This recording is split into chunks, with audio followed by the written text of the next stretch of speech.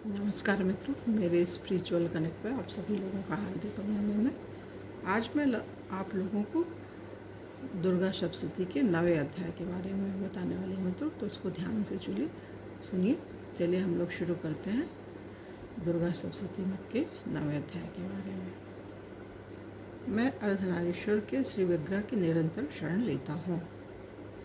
उसका वर्ण बंदूक, पुष्प और स्वर्ण के समान रक्त पीत मिश्रित है। वह अपनी भुजाओं में सुंदर अक्षमाला, पाश, अंकुश और भरत मुद्रा धारण करता है। अर्धचंद्र उसका आभूषण है तथा वह 3 नेत्रों से सुशोभित है। राजा ने कहा, भगवान राजा ने ऋषि से कहा, मेधा ऋषि जो है सुना रहे थे राजा सूरत और समाधि नाम के वैश्य को ही ये जो कहानी, ये कथा है दुर्गा सप्तशती पाठ जो है। तो राजा सूरत ने मेधा ऋषि से पूछा, भगवान आपने रक्तबीज के वध से संबंध रखने वाला देवी चरित्र का यह अद्भुत महात्म्य मुझे बतलाया। अब रक्तबीज के मारे जाने पर अत्यंत क्रोध में भरे हुए शुंभ और निशुंभ ने जो कर्म किया उसे मैं सुनना चाहता हूँ। ऋषि कहते हैं, राजन, युद्ध में रक्तबीज तथा अन्य दैत्यों के मारे जाने पर शुंभ और निशुंभ के क्रोध की सीमा न रही। अपनी विशाल सेना इस प्रकार मारी जाती देख निशुंभ अमर्ष में भरकर देवी की ओर दौड़ा। उसके साथ असुरों की प्रधान सेना थी।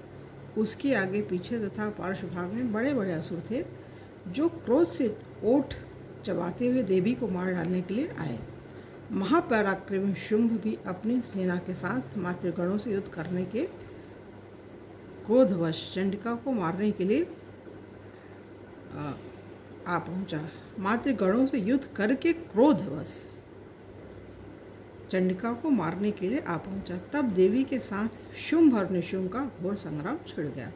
वे दोनों दैत्य मेघों की भांति बाणों की भयंकर वृष्टि कर रहे थे।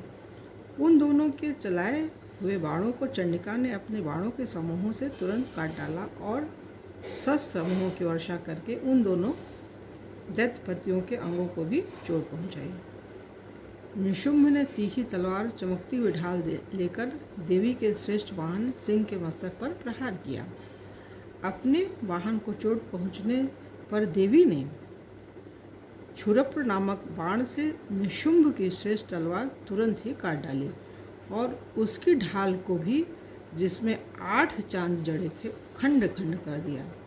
ढाल और तलवार के कट जाने पर उस असुर ने शक्ति चलाई, किंतु सामने आने पर देवी ने चक्र से उसके भी 2 टुकड़े कर दिए। अब तो निशुंभ क्रोध से जला हुआ और उस दानव ने देवी को मारने के लिए शूल उठाया, किंतु देवी ने समीप आने पर उसे भी मुक्के से मारकर चूर्ण कर दिया। तब उसने गदा घुमाकर चंडी के ऊपर चलाई, परंतु वह भी देवी के त्रिशूल से कटकर भस्म हो गई। तदंतर दैत्यराज निशुंभ को फरसा हाथ में लेकर आते देख देवी ने बाण समूहों से घायल कर धरती पर सुला दिया। उस भयंकर पराक्रमी भाई निशुंभ के धराशायी हो जाने पर शुंभ को बड़ा क्रोध हुआ और अंबिका का वध करने के लिए वह आगे बढ़ा। रथ पर बैठे बैठे ही उत्तम आयुधों से सुशोभित अपनी बड़ी बड़ी 8 अनपन भुजाओं से समूचे आकाश को ढककर वह अद्भुत शोभा पाने लगा।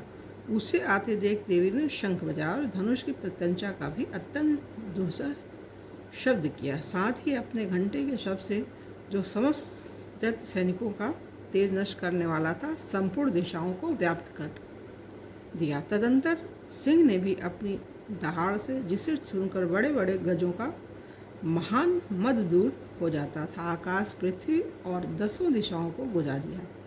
फिर काली ने आकाश में उछलकर अपने दोनों हाथों से पृथ्वी पर आघात किया। उससे ऐसा भयंकर शब्द हुआ जिससे पहले के सभी शब्द शांत हो गए। तत्पश्चात शिवदूती ने दैत्यों के लिए अमंगलजनक अट्टहास किया इन शब्दों को सुनकर समस्त असुर थर्रा गए, किंतु शुंभ को बड़ा क्रोध हुआ। उस समय देवी ने जब शुंभ को लक्ष्य करके कहा, ओ दुरात्मन, खड़ा रह। तभी आकाश में खड़े हुए देवता बोल उठे, जय हो, जय हो। शुंभ ने वहां आकर ज्वालाओं से युक्त अत्यंत भयानक शक्ति चलाई। अग्निमय पर्वत के समान आती हुई उस शक्ति को देवी ने बड़े भारी लूके से दूर हटा दिया। उस समय शुंभ के सिंहनाद से दोनों लोग गूंज उठे। राजन, उसके प्रतिध्वनि वज्रपात के समान भयानक शब्द हुआ, जिससे अन्य सब शब्दों को जीत लिया। शुंभ के चलाए हुए बाणों के देवी ने और देवी के चलाए हुए बाणों के शुंभ ने अपने भयंकर बाणों द्वारा सैकड़ों और हजारों टुकड़े कर दिए।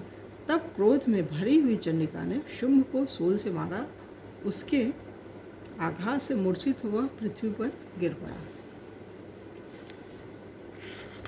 इतने में ही निशुंभ को चेतना हुई और उसने धनुष हाथ में लेकर बाणों द्वारा देवी काली तथा सिंह को घायल कर डाला। फिर उस दैत्यराज ने 10,000 बाहें बनाकर चक्रों के प्रहार से चंडिका को आच्छादित कर दिया। तब दुर्गम पीड़ा का नाश करने वाली भगवती दुर्गा ने कुपित होकर अपने बाणों से उन चक्रों तथा बाणों को काट गिराया। यह देख निशुंभ दैत्य सेना के साथ चंडिका का वध करने के लिए हाथ में गदा ले बड़े वेग से दौड़ा। उसके आते ही चंडी ने तीखी धार वाली तलवार से उसकी गदा को शीघ्र ही काट डाला। तब उसने शूल हाथ में ले लिया। देवताओं को पीड़ा देने वाले निशुंभ को शूल हाथ में ले आते देख चंडिका ने वेग से चलाए हुए अपने शूल से उसकी छाती बीट डाली। शूल से विदीर्ण हो जाने पर उसकी छाती से एक दूसरा महाबली और महापराक्रमी पुरुष खड़ी रह कहता हुआ निकला। उस निकलते हुए पुरुष की बात सुनकर देवी उठ खाकर ठठा कर हंसी, मतलब खूब तेजी से हंसी, और खड्ग से उन्होंने उसका मस्तक काट डाला। फिर तो वह पृथ्वी पर गिर पड़ा। तदंतर सिंह अपनी धाड़ों से असुरों की गर्दन कुचलकर खाने लगा। यह बड़ा भयंकर दृश्य था। उधर काली तथा शिवदूती भी अन्यान्य दैत्यों का भक्षण आरंभ किया। कौमारी की शक्ति ने विदीर्ण होकर कितने ही महादैत्य नष्ट हो गए। ब्रह्माणी के मंत्र पूत जल से निस्तेज होकर कितने ही बाण भाग गए। कितने ही दैत्य माहेश्वरी के त्रिशूल से छिन्न भिन्न हो धराशायी हो गए। वाराही के थूथुन के आघात से कितनों का पृथ्वी पर कचूमर निकल गया। वैष्णवी ने भी अपने चक्र से दानवों के टुकड़े टुकड़े कर डाले। इंद्र के हाथ से छूटे हुए वज्र से भी कितने ही प्राणों से हाथ धो बैठे। कुछ असुर नष्ट हो गए, कुछ उस महायुद्ध से भाग गए तथा कितने ही काली शिवदूती तथा सिंह के ग्रास बन गए। यहाँ पे मित्रों ये 9वां अध्याय पूरा हो रहा है और कल आप लोगों को 10वें अध्याय में शुंभ निशुंभ, उसका जो छोटा भाई था निशुंभ मर गया तो शुंभ को बहुत दुख हुआ था। तो अब अगले 10वें में शुंभ का वध होएगा, देवी के द्वारा शुंभ का वध किया जाएगा। तो उसके बारे में मित्रों कल के अध्याय में बताएंगे। आज निशुंभ की समाप्ति हो गई 9वें अध्याय में, याद करने की चीज़ है। और शुंभ कल मरेगा 10वें अध्याय में मित्रों। तो तब तक के लिए जय हिंद, जय भारत। ओम शांति, ओम शांति, ओम शांति।